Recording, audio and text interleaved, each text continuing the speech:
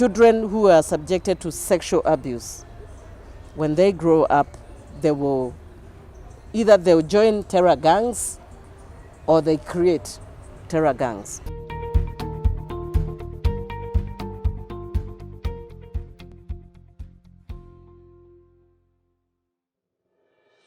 Currently, I'm the County Minister for Trade, Tourism, Investment and Industrialization in my county, Embu County.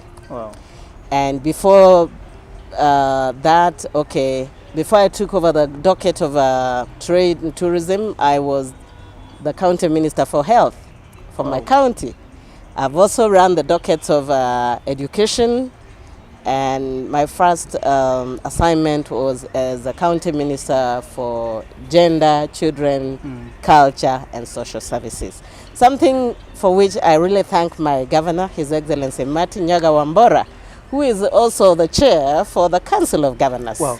In the course of my work, I've talked about the research I did. My research titled The Crisis of Child Sexual Abuse of by Teachers in Kenya, a case of Makueni County. Through that research, I discovered that many teachers did not even understand the law as far as child protection is concerned. Many teachers are ignorant of the provisions of Article 53. They are ignorant of the provisions of the Children Act and the Sexual Offences Act.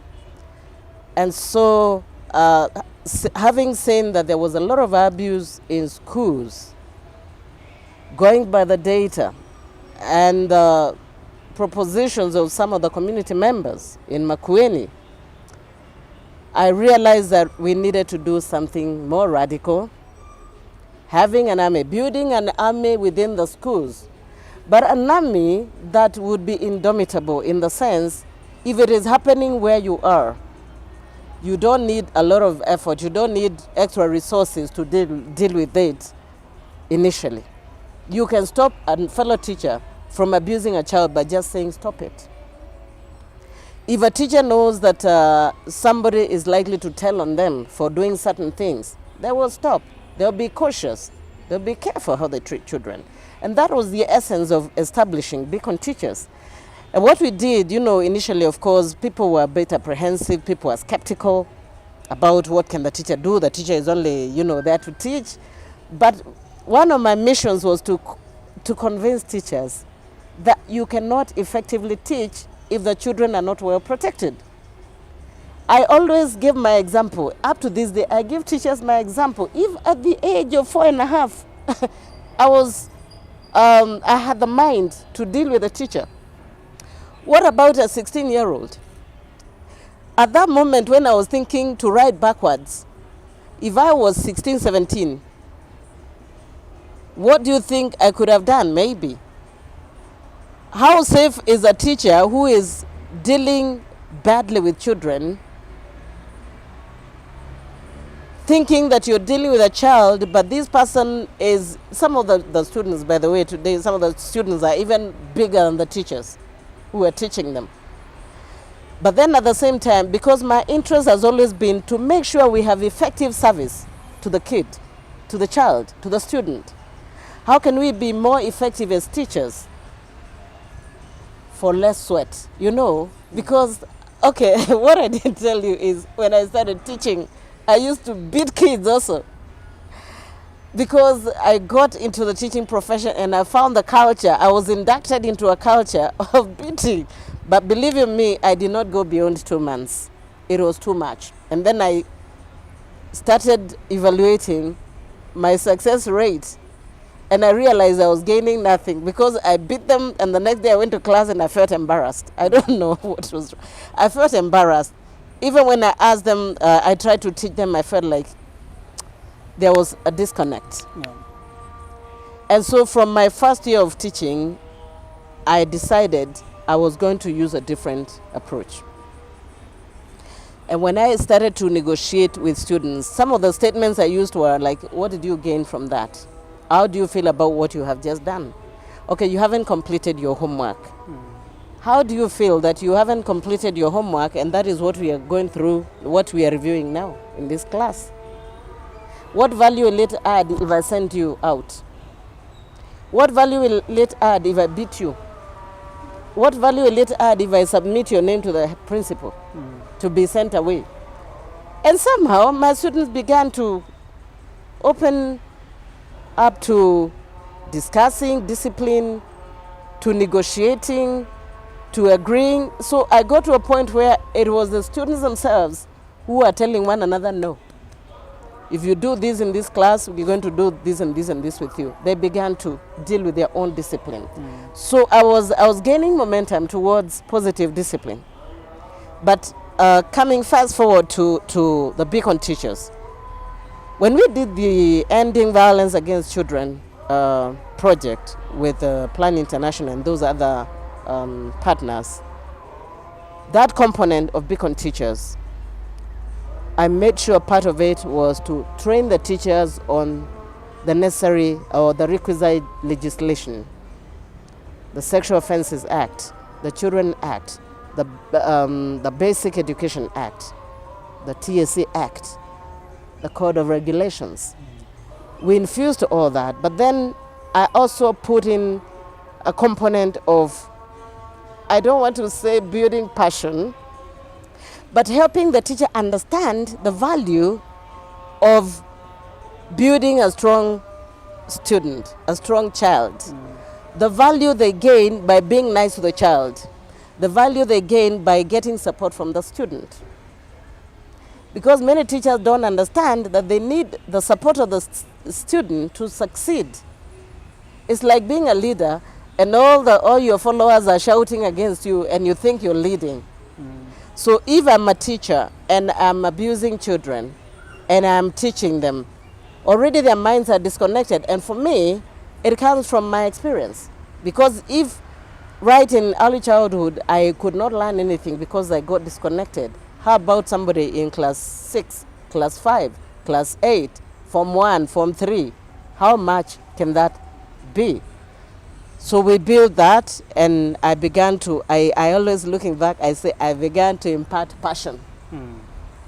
And to tell teachers they are investors in children, because that is what they are. If you are an investor in a venture, you try to do everything possible to make sure that the venture does not collapse. And so all the teachers that I got into contact with in 2014, and I thank God for also my team members in the TSA head office, Kina Kenneth Marango, Zipporah Supuk, and a few others, Kina Lily, Oriema. You know, we helped to begin a movement of teachers that would say no to abusing children and that would also stand up for the child, that would recognize the value of investing positivity in the child. From the psychology that I have read and my experience with children, if they feel good, they learn faster. If they feel good, if their self-esteem is high, they learn faster. And what you give them is what they give you back. The other day we had an experiment with my Beacon teachers. I said to them, tomorrow when you go to class, stand in front and don't say the usual good morning. Just stand there and smile and give me back the results at the end of the day. The teacher said, just by standing in front of kids and smiling, it's like everything, the atmosphere changed. And the kids started smiling back and they started laughing and they were like, teacher was funny. Teacher, why are you laughing? And everybody was smiling. Now the class was warm. And from that day, their classes have felt nice. One of our teachers in a school called Goose Secondary, a teacher called Caroline, this is what she said after that experience. That day felt totally different from how classes felt all the years she's been teaching. Wow. And from that day, she never stopped smiling. She goes to class, and the kids go, teacher, what's wrong? What's funny? And they all laughing. Then they begin the class. And when the class begins like that, you know, it's very difficult to shift quickly from a smile to a frown. Yeah? So when you have already warmed up the class, everything feels good. She says that many of her students have started even speaking in class. They were not talking. She says her health has improved. She feels better. Her relationship with the other teachers has even improved. Before, some of our colleagues have testified that they knew her as one of the worst teachers. Bad-hearted, quick-tempered. The students used to keep quiet because you don't want to ignite that fire, you know. You don't want to ignite the fire. So when she asks questions, you just, because you may start answering, you have the wrong answer, and then she sparks. She says she does not know. Something has changed ever since she joined Beacon Teachers. And from that day of the smile experiment, the children, in fact, one of the teachers in Kitui said, the kids started, you know, teacher, can we show you our smile? And you see they're wearing masks. Eh? Teacher, please allow us to show you our smile. It feels very nice. So Beacon Teachers, one of the things we have, other things we have been able to do is to demonstrate to fellow teachers, to other teachers, that it is possible to teach children without molesting them, without beating them. You know, Kenyan schools, they're about beating. Much as the corporal punishment was outlawed, chini ya maji, watoto wanachapwa kichapo cha mbwa. Chini ya maji. But teachers have begun to recognize the fact that they can now teach without beating a kid, and kids can be responsive. Kids can be compliant to school rules without being beaten. The Beacon Teachers, wherever they are, and we have Beacon Teachers in every county in this country, they have demonstrated that peace and goodness to children, it pays. Results in many of those schools have improved. One of our schools in Kwale County, a school called Kinango Primary, when they introduced the positive discipline approaches, the Beacon Teachers in that school said they were going to make school child friendly, and they agreed not to do any form of beating or the kind of punishments they were giving before. And from that school shot from one of the lowest performing to one of the best in the county. In 2020 results, Kinango Primary School had the best girl and the best boy in the county, from the bottom. If you go to that school, life feels so sweet. You know, you walk in and you feel like something nice is happening. And this is what we have failed to do in our schools. When kids know that something nice will happen, they will come to school. We won't even have to do all these rules about don't come to school late, or don't fail to come to school. You won't have to do that. There will be something that will draw them to school. I was told a story of one of the children in Kilifi. This boy was so sick, so he was collected from school and taken to hospital. Now the teacher expected, after being treated, the kid would go home. Shock on the teacher. In the afternoon, the boy was back to school. And the teacher was like, why did you come? Our teacher didn't want to miss class. Another teacher in the same county, I think she was unwell, she missed a day in school. And the next day when she came, all the kids were like, yay, teacher is around, teacher is around. That is how nice it feels. So if we can fix the issue of protecting children, just making them feel good in their space, supporting them. Our Beacon Teachers, when a child has an issue, has a problem, they spot that child. They are able to spot, this Wangoi, he's not always like this. Something must be wrong. Guess what? Children are now coming to school and telling teachers, my father usually abuses me. My father abused me yesterday. In one of the schools in Embu, the child came to school in the morning and told the teacher, I live with somebody who my father took me to. This person apparently is supposed to be a religious leader. And the girl said, he has been abusing me. Even last night, he abused me. Can you imagine? So children are bringing their issues, and when they table those issues, the beacon teachers, they take them up. We did the pilot between 2014 and 2016 with the Teacher Service Commission. I worked there then before I left for Equity Bank. But then the rest is history in between, that in 2019, we registered that officially or formally as an non-governmental organization. And this Beacon Teachers Africa, a Pan-African organization, it works with teachers who volunteer. It is about building the courage, building the passion in teachers. By the way, our mantra is Beacon Teachers Africa, where passion powers action. I will tell you, our schools are not safe. Many of them, not all of them probably, but many of them are not safe. Let's take, for instance, the issue of corporal punishment. I was being told by one of the parents the other day how the teacher beat a boy, a class 8 boy was beaten until blood, gushed out of his mouth and his nose. A single strike with a cane across the back. How does that feel? If your child came home and said something like that happened, would you still take him to school the next day? Would you not rather have a full child who is illiterate than have a child with an A who is maimed?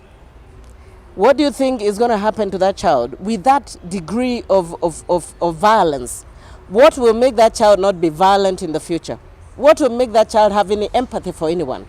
Because from psychology, people who are subjected to so much pain as children, they will work to give society as much pain. And when I did my child abuse studies, one of the things that I learned was that children who are subjected to sexual abuse, when they grow up, they'll join terror gangs or they create terror gangs. Some of the things that we're seeing in this country and in the world generally, they could be fruits of abuse of children. An abused child grows up knowing there's no one to look after me in this life, and I need to pay back. I need to punish somebody for what I was subjected to. And it doesn't matter, woe unto us as adults, that we think that we are fine. Like you think because your child is in a good school and everything is okay, that you're safe. The child from the other school where they're being abused, one day will be your problem. And that is why I always encourage people, and I'm challenging Kenyans and the world in general to do something to protect children. Because an abused child, all this terrorism we are suffering, you never know. You never know. Probably many of those cases can be traced to a bad childhood, abused child in their childhood. They form terror gangs. They seek to punish society, and they will punish. Remember, I keep saying violence begets violence. I was watching a video the other day of a little kid. That kid must be like maybe about 2. You probably watched that video where the kid is agitating against the father, and whatever the father says, the kid says it. You insult the kid insults back. You punch, the kid wants to punch you. That is exactly what's happening to society. And if people understand, it doesn't matter how much you have protected your child. You think because you have resources to take somebody to court and so they are keeping away from abusing your child, that you are safe. Even your child will not be safe, because all these gangs that we are creating, where will they live? Where shall we be when they arise? And so, for us at Beacon Teachers Africa, we have determined in our spirits that we are going to fight to the last tooth. We are going to fight to the bitter end, because I would rather be calling out to God and saying, save me, I saved somebody's child, than be thinking that I can create safe space for myself. There will never be safe space for an individual if everybody else is unsafe. If your child is safe and every other person's child is not safe, think twice. Parents, Many of them have given up. They're not paying attention to looking after children. They think when they have given them food, that is it. But also, they're not paying attention to those things that build the software of the child. Because nurturing good children must start from the beginning, from the base. But again, I've heard this talk in Kenya about you teach and go. Teach and go. Don't bother with those other things. Teach and go. Who are you teaching? As you're preaching the message of teaching and going, you're going. Where are you going? Teach and go where? That kid is growing up. The kid who is in class 1 now, a few years ago will be finishing primary. I mean, a few years to come, will be finishing primary. Those that you're dealing with so ruthlessly in class 8 because you want them to give you A's. Okay, they might end up giving you the A's. But what next? After that, what? You've seen the kind of cases of violence in our secondary schools. You've seen for the first time kids beating teachers, literally. We had a case in Samburu where primary school boys beat teachers. That was on the news. Beating. Kneel down, we beat you. Cane you. So if primary school kids can cane a teacher, the only solution I see is for the adults in this country and in the world to recognize the danger of failing to protect children and to agree to build a good system for protecting children right from the home. Some of the parents are suffering because they don't have the know-how to nurture discipline. They don't understand how to parent. And you understand because when you become a parent, the parenting doesn't come with a manual. You don't become a mother, then a manual drops for you to open and start reading. But there must be a way of getting these parents, and I really want to challenge the minister in charge of social protection, you know. While we are protecting the very old by giving them whatever support we're giving them, this young parent who is 14, who is 9 and going back to school, and we have so many of them. In fact, one of the surveys that was done in 2018, it showed there were so many parents, almost more than 40% parents who have children in class 8 whose who got those children when they were between the age of 9 and 14.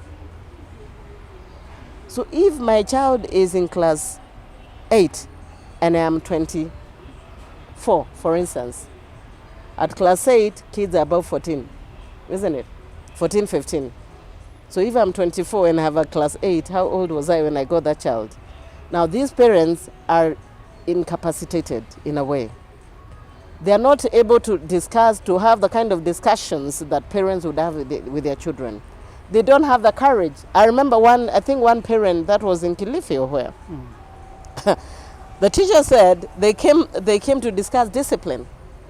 He summoned the parent to come and talk about the child's discipline because the girl was beginning to move around with boys. And the girl asked the mother, Heri Mimi. You know, she said, Heri Mimi, meaning I'm better off. Wewe ulinizaa ukiwa miaka ngapi? How old were you when you got me? You were in class 4. You dropped out in class 4. I'm in class 8. Heri Mimi. Am I not better off? So what moral authority do you have to speak to me about discipline when you got a baby in class 4? At least I'm in class 8. Heri Mimi. So, helping one another to bring up children. Today's society, even if you find somebody else's child misbehaving, you don't bother. You don't want to be bothered. You find somebody else's child going the wrong route, you don't want to be bothered because we have become so individualistic. But we must recognize that this society is for all. It's a collective responsibility to bring up children. And the school cannot do this alone. We need the concerted efforts of the parents and everyone. And that's why I challenge also all the organizations that are dealing in child protection to take a different look at things. We have been doing the same thing all the time, expecting different results. Those results are not happening. Kids are getting worse. Kids are getting destroyed in between. What can we do? I vouch for support for children, for parents, to learn how to parent. At that early age, I was looking at that video again, watching that video where the kid is really fighting back. And the kid is about 2 years.